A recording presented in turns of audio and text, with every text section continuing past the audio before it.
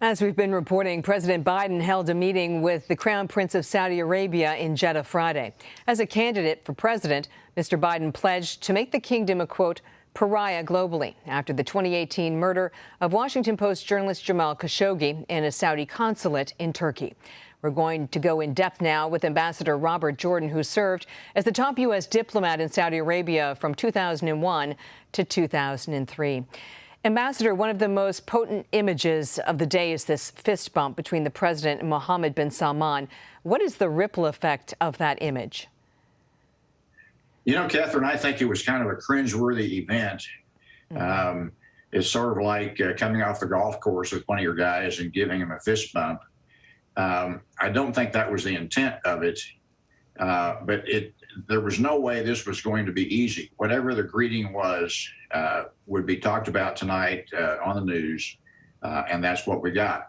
I think it was one of those episodes that certainly the president had to get through in order to get to the other side and in order to be able to discuss substantive policy matters. I did note that the Crown Prince also gave fist bumps to the rest of the American delegation in a fairly formal way. So maybe that was what was intended all along, as opposed to something that was particularly personal between the president and the Crown Prince.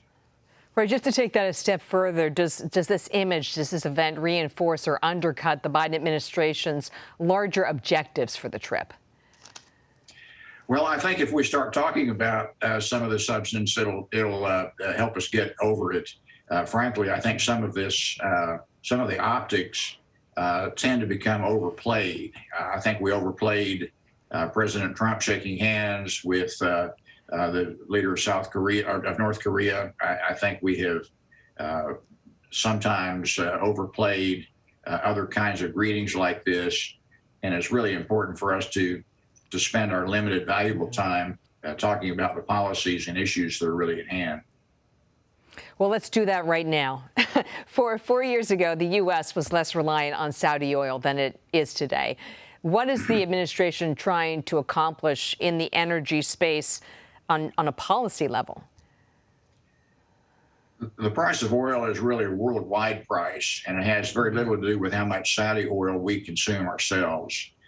So the worldwide price is what's driving a lot of the shock that we're experiencing in the market.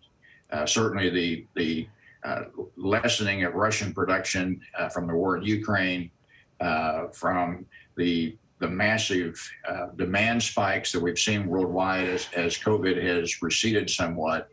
All of these play a role. And so even though we import perhaps less than 10% of our oil from Saudi Arabia, we need to have the Saudis producing as much as they economically can, and they're obviously going to see it in their own best interest.